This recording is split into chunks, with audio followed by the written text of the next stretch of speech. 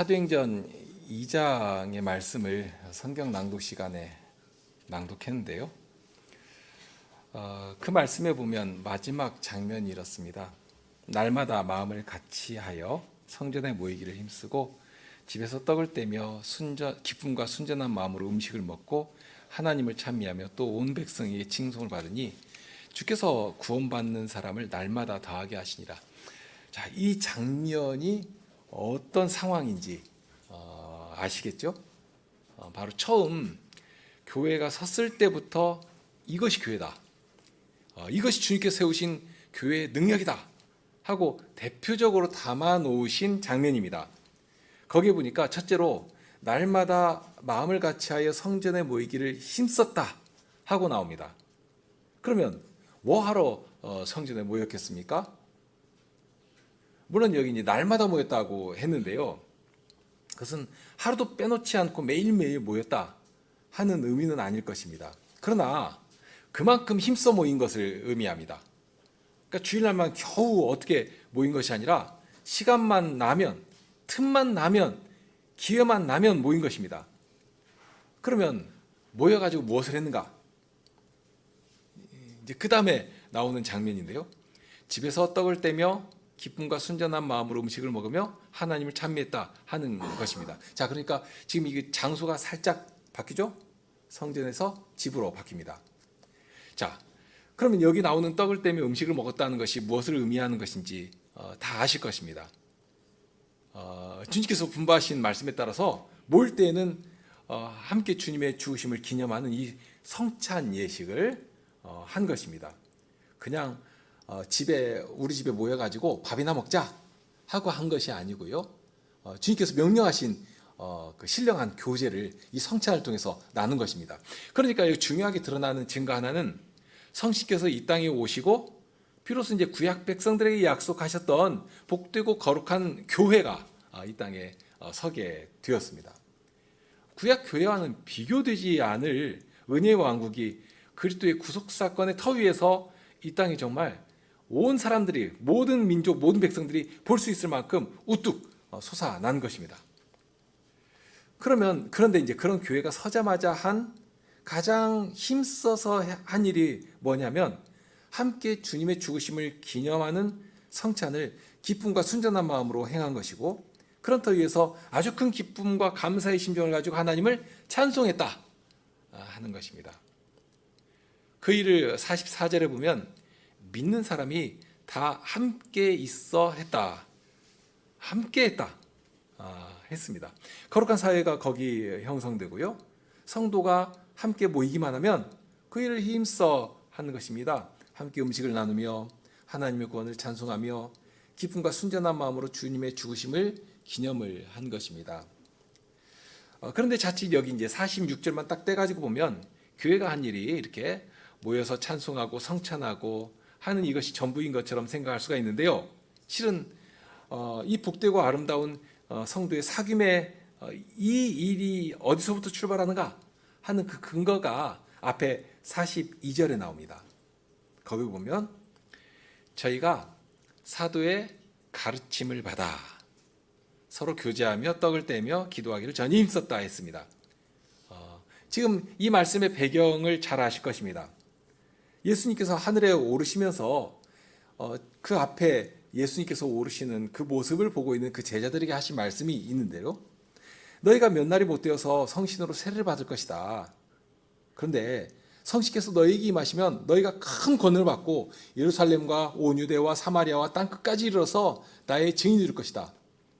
마태복음 28장에 보면 이걸 명령하셨거든요. 내 증인이 되어라 하고 명령하셨는데, 여기에 보니까 성신께서 임하시면 그렇게 될 것이다. 그러니 내가 너희 중에 보낼 보혜사 곧 성신님을 기다려라 하고 이렇게 알려주신 것입니다. 그래서 제자들은 예수님이 하늘에 오르시면서 하신 이 말씀을 모두가 다 마음에 고이 간직하고 정말 열심히 모여서 시간 날 때마다 모여서 마음을 같이하며 전혀 기도에 힘썼다 했습니다. 이제 여기 전혀라고 하는 말이 보통 우리가 사용할 때는 부정적인 의미로 사용을 하지만 꼭 부정적인 의미만 있는 것은 아닙니다. 여기에서 전혀라고 하는 말은 오직이라는 말입니다. 정말 다른 것 신경 쓸 여유도 없고 겨를도 없이 온통 기도하는 일에 정신이고 마음이고 신경이고 다 거기 쏟아 부으면서 기도를 한 것입니다. 그런데 그렇게 기도를 했는데 마음을 같이 해서 그 일을 했다고 했습니다. 마음을 같이 해서. 그러니까 함께 한 것이죠. 함께 모여서 한 마음과 한 뜻으로 예수님의 말씀을 들은 제자들이 함께 모여서 전심으로 예수님께서 이렇게 약속하셨던 그 일, 성신임을 기다린 것입니다. 과연 10일이 지나서 성신께서 오셨지 않습니까? 이 오실 때의 모습을 베드로 사도의 표현처럼 보면 부어주셨다고 했습니다. 부어주셨다. 마치 폭포수가 쏟아지는 것처럼. 요즘 같은 장마철에는 갑자기 막 하늘이 뚫린 것처럼 비가 막 확 쏟아지는 그런 때가 있지 않습니까? 그렇게 되면 정말 순식간에 그냥 온통 물바다가 되어버리는데요. 그런 것처럼 성신께서 제자들에게 부어지신 것입니다. 그렇게 되니까 제자들이 예수님의 명령과 같이 세상 앞에서 당당히 이 십자가에서 죽으신 예수님을 너무 자랑스럽게 너무나 기쁘고 정말 힘차게 전하는 그런 자들이 되게 되었습니다. 너희는 정령 알아라. 정령이니까 반드시 알아야 된다. 꼭 알아야 한다. 이렇게 하는 것 아닙니까? 정말 그렇게 전했거든요. 그러면서 너희들이 정령 알아야 하는데 그럼 저들의 죄를 지적하고 책망하지 않았습니까? 너희가 십자가에 못 박은 예수를 하나님께서 주와 그리스도가 되게 하셨다. 그런데 여기 주라는 말이 무슨 의미인지 아시겠습니까? 우리는 주라고 해도 그렇게 큰 감흥이 별로 없거든요. 그런데 지금 이 표현이 유대 사람들의 마음에는 정말 불화살처럼 박혔을 것입니다. 너희가 십자가에 못 박아 죽인 이분이 누구신 줄 아느냐? 유대인들은 자기들이 하나님을 높인다고 하나님의 율법을 최상으로 지킨다고 그러면서 모세의 이름과 율법의 이름으로 예수님을 십자가에 못 박아 죽여버렸습니다. 그런데 너희가 못 박은 이 예수가 바로 하나님이시다 하고 전하는 말이니까 주와 그리스도가 되게 하셨다고 하지 않았습니까? 그러니 이 말씀을 들은 유대인들은 아마 대부분 다 유대인들일 것인데요. 유대인들은 아닐지라도 적어도 유대교로 개종한 그런 사람들이 거기 모였을 것입니다. 그러니까 이 말씀을 들은 이미 구약 백성들에게 말씀하셨던 하나님의 언약의 말씀들을 아주 신실하게 지키려고 했던 이 예루살렘 성에 모인 이 사람들은 정말로 사도가 전한 이 말씀을 들을 때 오금이 저렸을 것이란 말입니다. 자기들은 하나님 말씀 지킨다고 그러면서 아주 당당하게 예수님을 향해서 저를 죽여라 하고 막 소리까지 지르지 않았습니까? 그런데 알고 보니까 자기들 손으로 죽인 이분이 하나님이시라 말입니다. 내 손으로 감히 그분의 이름조차 부를 수 없는 그런 분을 잡아 죽였다고 하니 뭐 이 일을 어찌하면 좋습니까? 그러니 너무 두렵고 떨리는 마음에 이 말씀을 선포하고 있는 베드로와 다른 사도들 앞에 와서 묻습니다. 가로대 형제들아, 우리가 어찌하면 됩니까? 어찌해야 할 것입니까?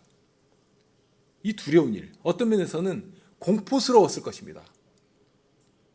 그런 자리에서 사도 앞에 엎드려서 두려운 심정으로 물은 것입니다. 그러면 어떻게 하면 되는 것입니까?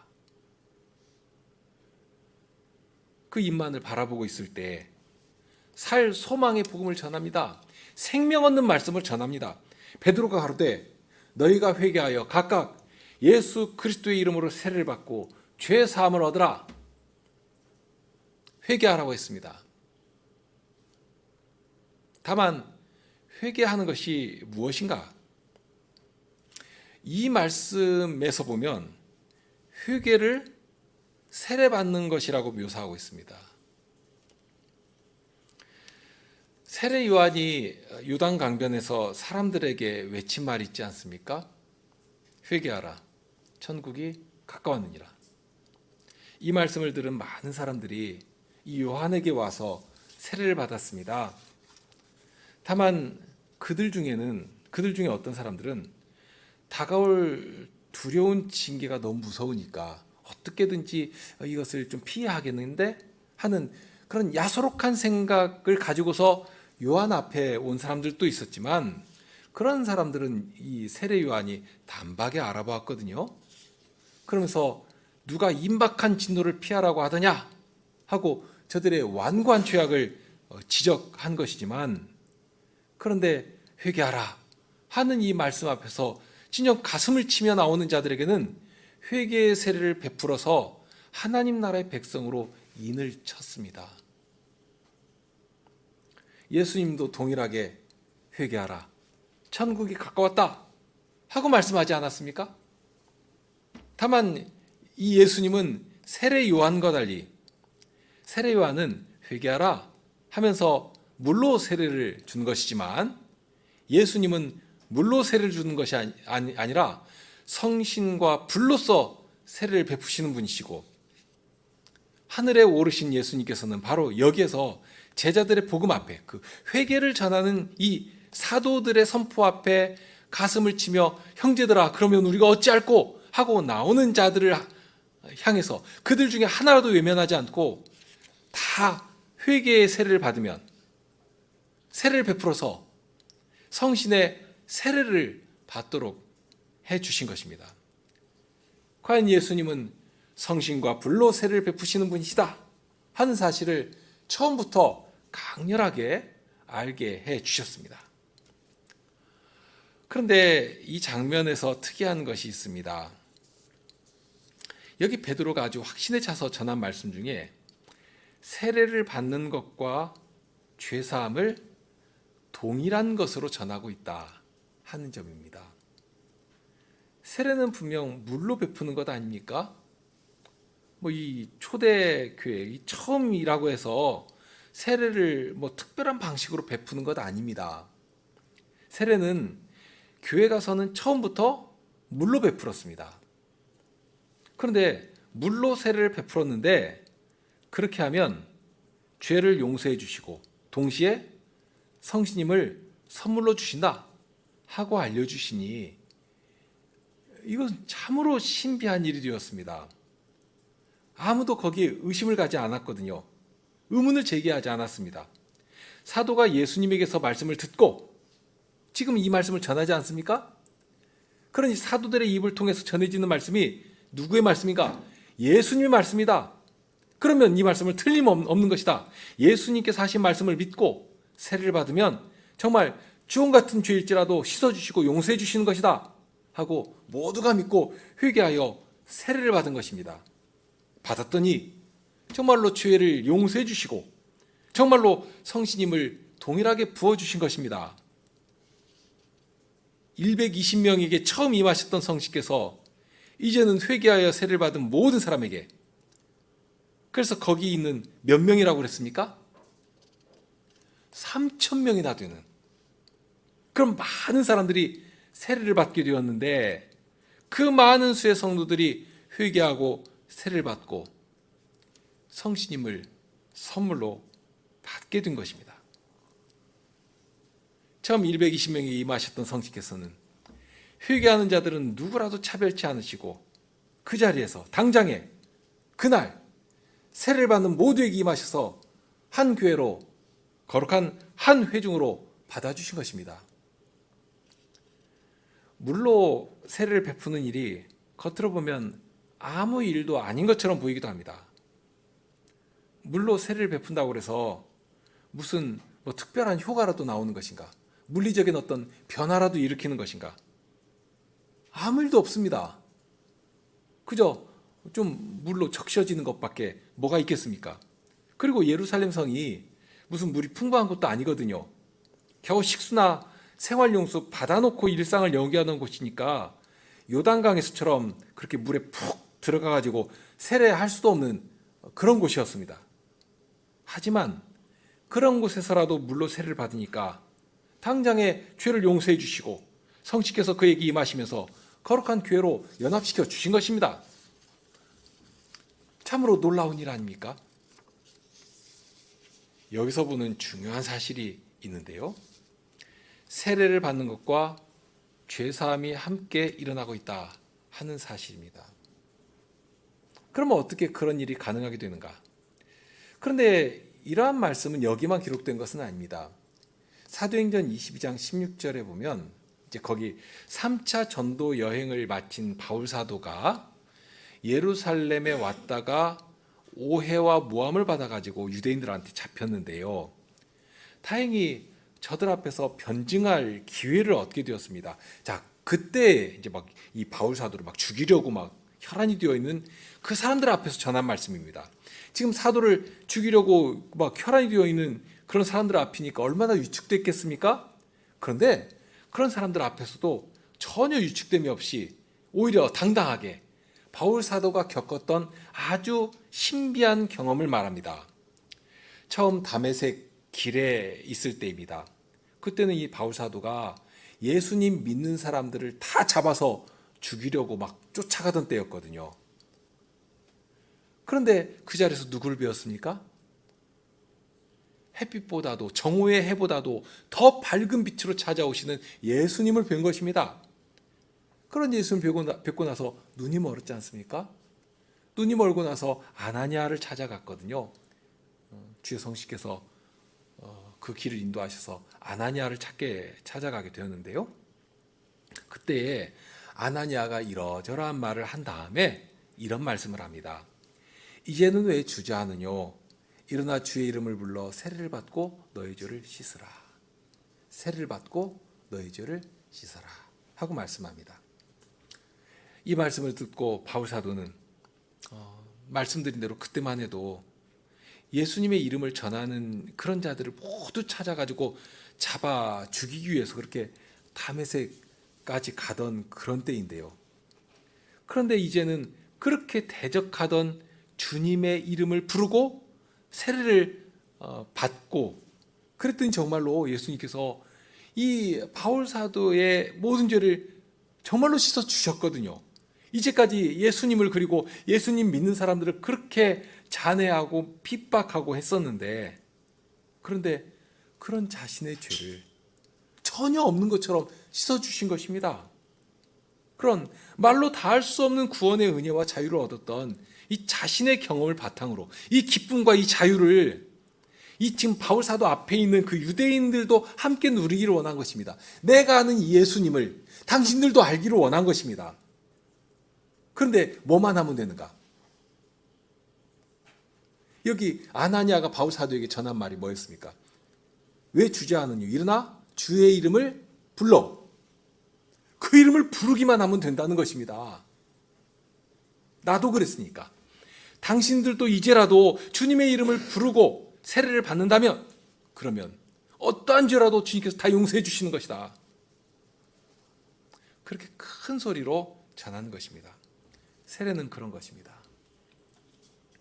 세례를 물로 받고, 그러니 세례 받았다 하는 어떤 외적인 표로 끝나는 것이 아니라 거기에 담아두신 효과, 죄를 씻어주시고 죄의 책임도 다 걷어주시는 것인데, 그것이 주님의 약속 아닙니까?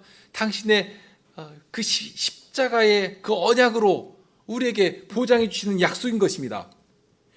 과연 영원한 진노도 다 깊은 바다에 던지신 것처럼 그렇게 던지시는 것이고, 정말 어떠한 죄라도, 죽음 같은 죄라도 다 씻어주시는 것이고, 과연 동이 서에서 먹은 것 같이 우리의 죄것까지라도 멀리 옮겨버리시는, 그렇게 해주시는 것입니다. 그러면 어떻게 그런 일이 일어나는 것인가? 우리는 분명 그저 그냥 물로 세례를 받는 것, 그게 전부 아닙니까? 주님의 이름을 부르고 그 세례 받으면, 그럼 어떻게 그 물로 죄를 씻어주신다는 것인가? 죄가까지라도, 허물까지라도 전혀 없는 것처럼 상관없이 그렇게 멀리 던져버리시는 것인가? 여기에 하나님의 약속이 있고 예수님께서 이루신 구속의 공효, 진정 무한하신 구속의 공효가 있는 것입니다. 실상 여기 3,000명이나 되는 이 사람들에게 바뀐 것이라고는 세례를 받은 것이 전부입니다. 물로 세례 받은 것이 전부입니다. 그런데 사도가 전하는 말씀을 믿고 세례를 받으니까 그런 일이 일어난 것입니다. 죄를 씻어주시고 성신으로 부어주시고 그 자리에서 예수님의 제자가 되게 해주신 것입니다. 세례는 예수님이 명하신 것이고 세례에 당신의 구속의 약속을 담아 베풀도록 하셨습니다. 오직 회개하는 자가, 달리 말하면 예수님을 나의 하나님으로 고백하는 그 이름을 부르는 자에게 세례를 베풀면, 그러면 분명 이 세례는 사람이 베풀고 이 땅에 교회가 베푸는 것이지만, 그러나 교회의 주인이신 예수님께서 그 세례를 친히 주재해 주시고 믿음으로 세례를 받는 자의 고백을 받으시면서 능히 그의 모든 죄를 씻어주시고 정결케 하시고 약속하신 성신님을 부어주셔서 이제 먼저 된 성도들과 다를 것이 전혀 없이, 차별 전혀 없이 주님의 몸인 교회로 연합시켜 주시는 것입니다. 그렇게 38절에 세례를 받고 죄사함을 얻은 자에게 성신을 선물로 부어주시면서 조금 전 사도들과 제자들에게 성신께서 임하시면서 비로소 역사적인 대변혁이 일어난 것인데, 그래서 이 땅에 새로운 경륜을 여시면서 교회를 이루도록 하신 것 아니겠습니까? 교회가 서게 된 것인데요. 바로 그런 역사적인 경륜 가운데 참여하게 하시고 교회로 가입하게 하신 것입니다. 무려 3,000명입니다. 3,000명을 한 자리에서 죄를 씻어주시고 주의 성신으로 거룩한 회중에 참여하게 하시고, 그러면서 이제 막 예수님을 믿게 된 저들도 먼저 된 제자들과 다를 것 없이 예수님의 증인으로 회개하여서 세례를 받으면 죄사함 받는 것이다. 이게 주님의 약속이다. 복음의 능력이다. 하고 그 복음의 증인으로 살아가게 해주신 것입니다. 세례받는 모든 자를 그렇게 해주셨습니다. 제자들은 예수님의 명령을 따라 복음을 전했고 큰 확신과 담대함으로 전했고, 전할 때에 사람의 지혜의 말이 아니라 능력으로 전하게 해주시고, 그러니 이런 놀라운 일이 일어난 것입니다. 자, 이렇게 되어서 이 땅에 예수님의 이름으로 세례를 받은 성도들이 함께 교회를 이루면서 한 일이 뭐냐, 힘써 한 일이, 정말 모든 힘을 다 기울여서 한 일이 뭐냐 할 때 그 2장 처음 부분에 보면 성신님께서 오시기 전에도 보면 제자들이 더불어 마음을 같이하여 전혀 기도에 힘썼다고 했지 않습니까? 그런 것처럼 여기도 동일합니다. 42절에 보면 무엇을 힘썼는가 할 때 그 두 가지가 아주 뚜렷하게 나오는데요. 가장 먼저 나오는 게 뭡니까? 사도의 가르침을 받았다는 것입니다. 자, 사도의 가르침을 받았고 그렇게 한 결과 무슨 일을 했는가? 교제하며 떡을 떼며 기도하기를 전혀 힘썼다고 했습니다. 그러니까 3,000명이 세례를 받고 예수님의 제자가 되면서부터 오로지 함께하며 힘쓴 일이, 첫째가 사도의 가르침을 받는 일이었습니다. 이 내용을 조금은 우리가 익숙한 표현으로 하면 그것을 이제 예배를 했다라고도 말할 수가 있는데요. 그러니까 주님을 예배한 자리에 나와서 주님의 말씀을 아주 귀 기울여서 들은 것입니다. 이제 그 내용을 46절이 조금 풀어가지고 다른 말로 묘사하고 있는데요. 날마다 마음을 같이 해서 성전에 모이기를 힘썼다는 것이고요.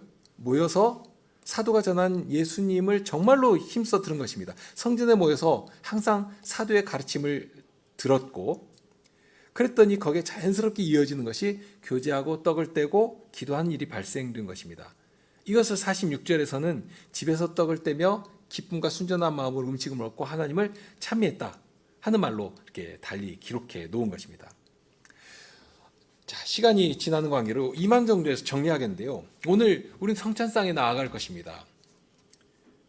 세례의 물이 무엇이기에 우리의 죄까지라도 씻는 것인가? 거기에 예수님의 약속이 있고 보증이 있기 때문입니다. 교회에 위탁하시면서 베풀어라, 내 이름으로 베풀어라 하고 하셨고, 그런 예수님의 명령을 따라서 교회에서는 순종했습니다. 그래서 복음을 듣고 회개하며 믿음 가운데 나오는 사람에게 세례를 베풀었더니 정말로 죄를 씻어주십니다. 지옥의 형벌에서 건져주십니다. 뿐만 아니라 이 땅에서부터 죄의 세력에 손도 대지 못하도록 성신으로 함께 하시며 보호해 주십니다. 예수님의 명령이 있고 예수님의 약속 보장이 강력한 능력으로 함께 해 주신 것입니다. 자, 성찬도 동일한 방식으로 우리에게 은혜의 능력과 실질이 되게 해 주십니다. 성찬의 떡을 먹는다고 해서 무슨 변화라도 있는가? 어떤 사람에게는 떡과 포도주를 마셨다는 물리적인 변화 외에는 아무것도 아무 일도 없을 수 있습니다. 실은 눈으로 볼 수 없지만 거기에 독특한 결과가 발생되는데요. 두 가지입니다. 반드시 두 가지의 변화가 일어납니다. 이것은 복음과 동일합니다. 복음이 전해질 때 어떤 자들에게는 생명에 이르는 향기가 되었습니다. 하지만 어떤 자들에게는 죽음의 향기가 되었습니다. 성찬도 동일합니다. 어떤 자들, 그 믿음으로 이 자리에 이르는 자들에게는 그리스도의 복음, 과연 내 옛사람이 그리스도와 함께 죽었으니 이제는 더 이상 죄의 종노릇 하지 않는다 하는, 그러면서 우리를 위해서 십자가에 죽으신 그분을 위해서 살아가는 것이다 하는, 그 생명에 충만한 역사 가운데 살아가게 되는 그런 은혜를 입혀주시는 것입니다. 정말 그리스도의 사람으로 살아가는 것이죠. 그러나 겸손한 마음으로 이 자리에 이르지 못한 그런 사람이라면 예수님의 생명의 은혜가 가득한 이 자리가 오히려 징계의 자리가 되고 사망의 그늘이 그림자처럼 들이우는 그런 자리가 되는 것입니다. 예수님께서는 나의 살과 피를 먹지 않는 자는 너희 속에 생명이 없다 하는 말씀을 하셨습니다. 이 말씀을 거꾸로 하면 예수님의 살과 피를 먹는 자는 과연 예수님의 생명이 우리 안에 있고 더욱 힘있게 역사하시는 것이다 하는 그런 뜻이 됩니다. 믿음으로 참여하지 않는 자들에게는 여기 앞에 있는 이 떡은 그냥 빵에 불과한 것이고 포도주는 그냥 술에 불과할 것입니다. 그러나 믿음으로 참여하면 이것은 세례도 동일한데요. 회개하는 심정으로 주님의 사죄하시는 은혜만이 내가 살 길이다 하고 자신의 약함과 허물과 죄의 현실을 그대로 가지고 나와서 주님의 은혜의 입기를 사모하며 참여한다면, 그러면 예수님께서 약속하신 대로 당신의 생명으로 우리를 채우시고 부요함을 누리게 해주시는 것입니다. 이 자리는 그래서 겸손한 죄인들에게 축복의 자리가 되는 것입니다. 이러한 주님의 사유하시고 생명의 능력으로 충만케 하시는 은혜를 성찬에 참여하는 모든 성도들이 다 함께 받아 누리시기를 원하는데요. 오늘은 성찬 예식문 2번에 25쪽 마지막 26쪽 처음에 나오는 기도문부터 시작해서 성찬의 자리로 나아가도록 하겠습니다. 함께 기도하시겠습니다. 자비하신 하나님 아버지, 주님께서 사랑하시는 독생자를 우리의 죄를 위한 제물로 주셔서 그분이 우리에게 양식과 음료가 되시고 영생하도록 이끄심을 감사하옵나이다.